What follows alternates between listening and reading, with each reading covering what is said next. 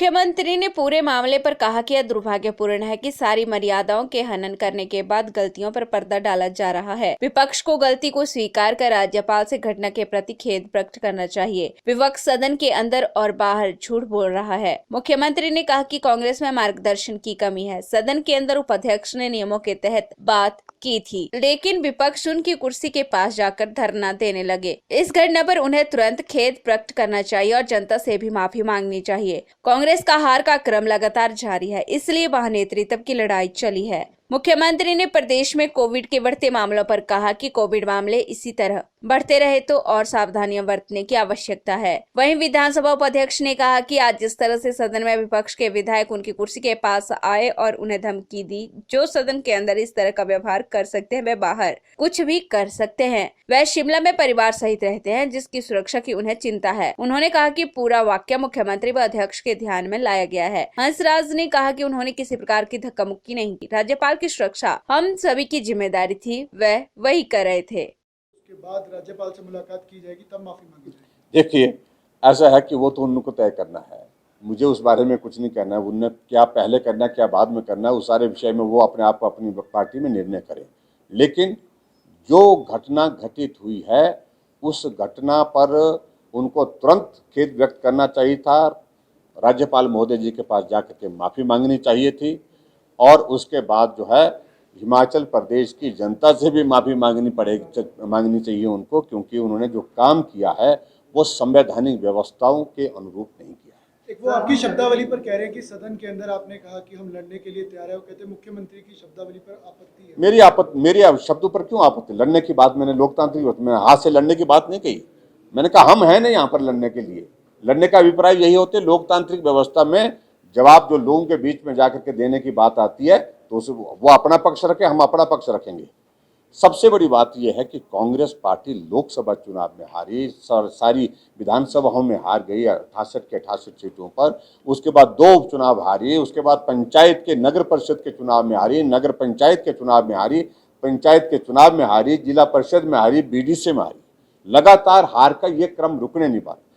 Congress high command इनसे पूछ रही है कि हार की वजह क्या है, जवाब देने की परिस्थिति नहीं है और इसलिए नेतृत्व पर वो विचार कर रहे हैं कि इसको दिया जाए, किसको नेता बनाया जाए, वो उनका विषय है, उस पर हमको कुछ नहीं कहना। लेकिन इतनी बात जरूर है कि जिस प्रकार से सारी व्यवस्थाओं को अस्त व्यस्त करके वो अपनी बात कहने की कोशिश कर रहे हैं, मनवाने की कोशिश कर रहे हैं, वो हमको स्वीकार नहीं।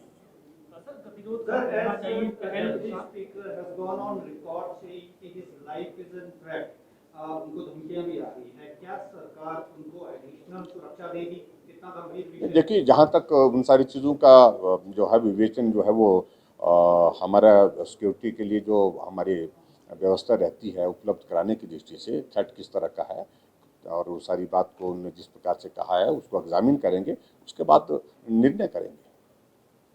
कोविड का क्या स्टेटस है हिमाचल में? 1-2 दिनों से आने की जरूरत है कि अगर वैसे तो ये घटना एक जगह घटित हुई है, उसमें एक बहुत बड़ा नंबर निकल करके आया है और उसके कारण एकदम ही, अदरवाइज पूरे स्टेट का अगर हम देखें तो नंबर एवरेज लगभग वही है जो पिछले काफ़ी अरसे से चल रहा था। लेकिन एक जगह ऑल ऑफ ए सडन जो मोनेस्ट्री में जो नर्सिंग का उनका एक इंस्टीट्यूट है उसमें ये नंबर एकदम आया है। हमने वहाँ पर कॉन्टैक्ट ट्रेसिंग के लिए कहा था। कॉन्टैक्ट ट्रेसिंग के बाद जब टेस्टिंग हुई है उसमें वो नंबर निकला है। मैं यही कहना चाहूँगा कि हम 1-2 दिन इंतज़ार करेंगे। अगर उसके बाद फिर अगर ये नंबर इसी तरह से बढ़ता रहा, तेज़ी से बढ़ता रहा, तो निश्चित रूप से और एहतियात और सख्त कदम उठाने की जहाँ ज़रूरत होगी विचार करेंगे। Thank you very much. Thank you. और जिस तरह से वो आए और जिस तरह से वो गए और जो व्यवहार कांग्रेस के नेताओं का था या उनके विधायकों का था वो आप सब लोगों ने देखा हुआ है। वो जितना भी एपिसोड हुआ है वो एक बुजुर्ग आदमी को जो कॉन्स्टिट्यूशनल पोस्ट पर है उनको बचाने के लिए जिस तरह से उन्होंने धक्का की थी वो हमने उनको प्रोटेक्ट करके उनको उनके घर तक भेजने के लिए जो व्यवस्था हो सकती थी वो की है।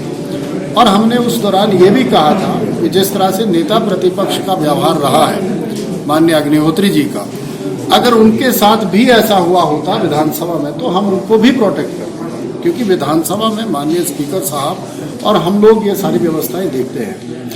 अब ये जितना भी एपिसोड हुआ उसके बाद जिस तरह से एनएसयू आई, जिस तरह से कांग्रेस के लीडर, और आज का जो एपिसोड आप लोगों ने देखा है विक्रमादित्य जी ने, मैंने तो हाउस में भी कहा है कि मेरे को जिस तरह से उन्होंने मुंह के आगे आ करके अपनी सीट से उठ करके नज़दीक आकर के कहा है कि तू बैठ जा, नहीं तो तू देख ले, तू शिमला में है, ये इस तरह की बात उन्होंने अंदर हाउस में कही है।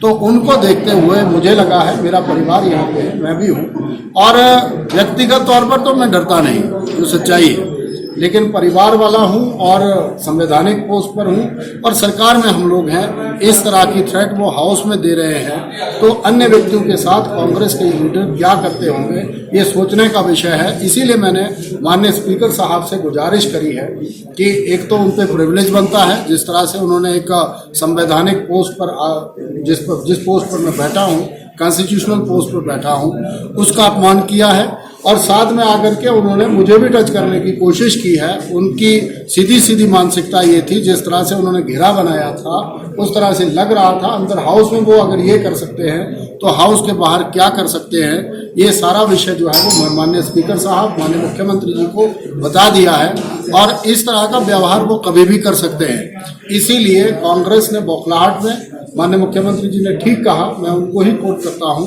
कि जिस तरह से चुनावों में हारी है, जिस तरह की दुर्दशा जनता में इनकी है, ये कोई भी घटना जो है वो किसी भी माननीय विधायक जो भारतीय जनता पार्टी का है या भारतीय जनता पार्टी का कार्यकर्ता है उनके साथ कर सकते हैं। ये मैंने हाउस में कहा है, इतना ही मुझे कहना है इस विषय।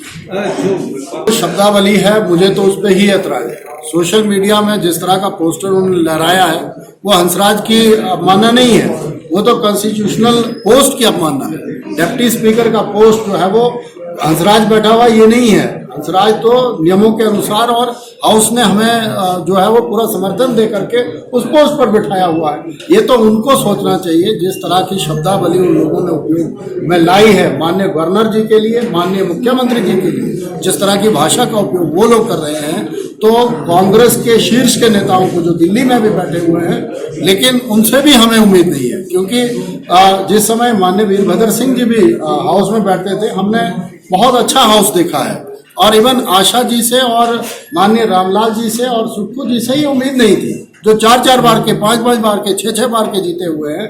इस तरह अगर इन्होंने व्यवहार पहले सदनों में किया है जब सत्ता में रहे हैं, तो आप अंदाजा लगा सकते हैं कि उस टाइम जनता का क्या हाल हुआ होगा, या जनता के साथ या भारतीय जनता पार्टी के कार्यकर्ताओं के साथ किस तरह का व्यवहार रहा होगा। ये हमें इस पर भी मंथन चिंतन करना होगा।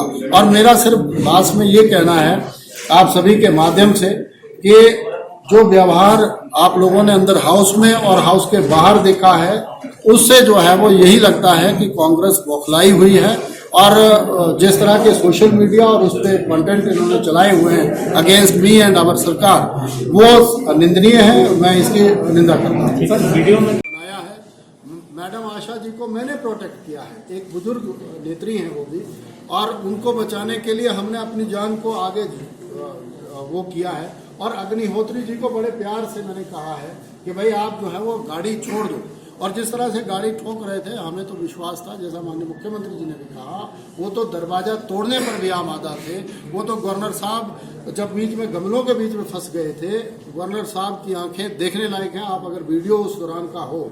और जिस तरह से अग्निहोत्री जी का भी फिजिकली वहाँ व्यवहार था, मैं तो उनके लिए भी डर गया था, क्योंकि फिजिकली अग्निहोत्री जी भी फिट नहीं है। मेरा तो उनको भी मैसेज है कि आप अपने स्वास्थ्य का ख्याल रखें, और खामखा का ड्रामा इस तरह का करने की आपको भी कोई जरूरत नहीं है। वो व्यवस्था के अंतर्गत जो हमारी व्यवस्था बनती है, हमने माननीय गवर्नर साहब को बाइज्जत जो है वो उनके घर तक पहुंचाने के लिए जो हमसे बन पड़ता था, क्योंकि राष्ट्र पहले है, कॉन्स्टिट्यूशन है, राष्ट्र का ध्वज है, इसीलिए हम बैठे हुए हैं। सारा काम फौजी थोड़ी ना करेंगे कि बॉर्डर में बैठ करके, सिविलियन भी अगर राष्ट्र ध्वज का या देश का अपमान करते हैं तो वो हमें बर्दाश्त नहीं है। कम से कम भारतीय जनता पार्टी का विषय है, मुझे इसमें कुछ नहीं। PRI टीवी के लिए शिमला से पुष्पेंद्र की रिपोर्ट।